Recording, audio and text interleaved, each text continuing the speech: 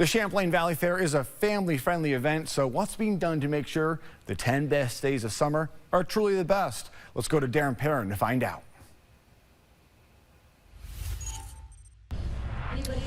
And to talk about fair safety, we are joined now by Chief Ron Hogue. Thank you so much. We You're appreciate very welcome. your time. Yeah, thanks for asking. You got it. So let's talk about how safe the fair is. What do you do to ensure that when people come here, that they can have a good time and remain safe? So we recognize that this is probably the largest gathering of people in the state of Vermont every single year, and we've been handling the fair for, what are we going on, 50 years now? So every year we go over a threat assessment as to what currently is going on in the world, what's going on locally that we might be of concern about. We do tabletop every year with all of the agencies that are here, and there are numerous public safety and other agencies that are here, federal, state, and local agencies. So we involve all of those every year to try to come up with a threat assessment first, and then we deploy our personnel appropriately to try to manage anything that we might be aware of, or especially things that we're not aware of. So on any given day, how many police personnel would be here, or security, or federal agents? So I can tell you that on the weekends we have up to 20 police personnel that are in uniform on the fairgrounds during the busiest times of the day.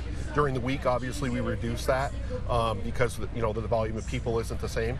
But during the weekends, especially when we have a big concert like it's coming up Friday night, we'll have numerous personnel on the fairgrounds. And what kinds of things are you responding to typically? Well, for the most part, it's mundane things like somebody lost their wallet, someone might have found a piece of property, something like that. But we also have some things where we have missing kids a lot. They get separated from their families, so we try to help them find their families. We partner with the Fairgrounds Rescue so that we can get them reunited. But then we also handle everything from assaults to violation of restraining orders, all different kinds of things. This for 10 days, this is a small city. So you and I remember this, and a lot of our viewers will too. Back in 2016, unfortunately, there was a fatal stabbing here at the fair.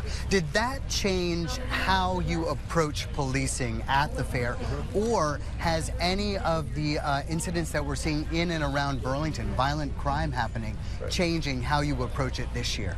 I can't specifically speak to the 2016 incident. I wasn't with Essex at that point. I was at another police department at that time.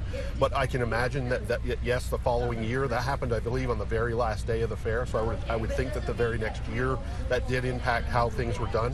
I can say that right now in today's times, yes, the things that have gone on around Chittenden County with gun violence and those types of things, we have taken those into account, and we've responded to those by adding more police officers in areas that we think are going to be the biggest issues. The Midway, for instance, there's a lot of gathering of people in a tight area there. There's a lot of younger people in that area, so that you'll notice anyone walking around will see that we have a heavy presence of law enforcement on the Midway. Chief, thank you very much. You bet. Thanks.